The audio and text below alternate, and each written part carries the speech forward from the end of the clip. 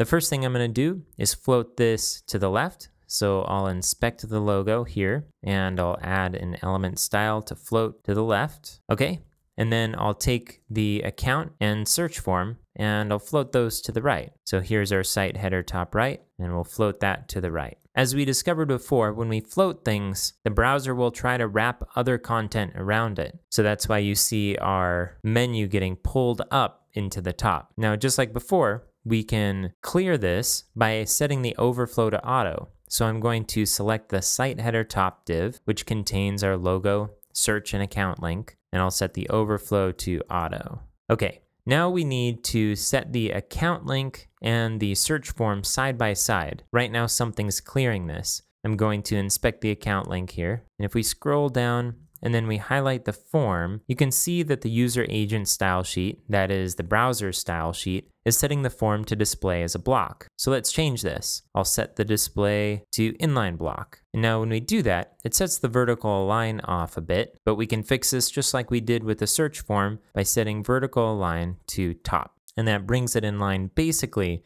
with our account link. If we look at our mockup, we see that the account link is vertically aligned in the middle of the search form. So let's adjust the padding on the account link to get it centered, and let's also bump it to the left a little bit to give it this extra space. So I'll go back to selecting our link here.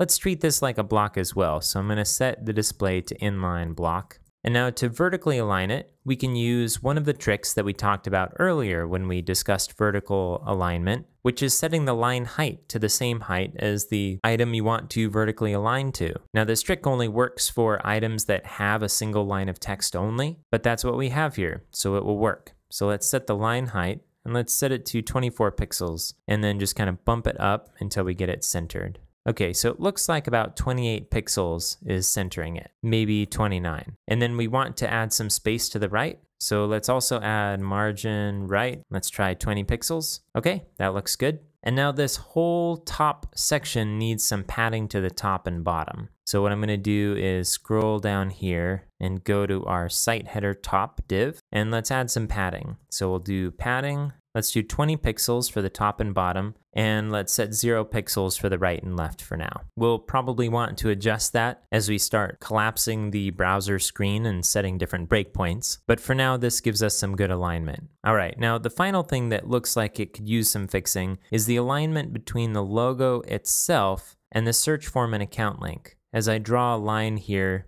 across the middle of the logo and stretch it across the screen, you can see that it doesn't cut through the middle of these items over here to the right. So let's bump that down by adding a little bit of padding to the site header top right section. So we'll do padding top, and let's do 4 pixels and see what that does. All right, if I draw a line here, it looks a lot more centered. Maybe we could bump that up even 1 or 2 more pixels. All right, we'll set it to 6 pixels for now.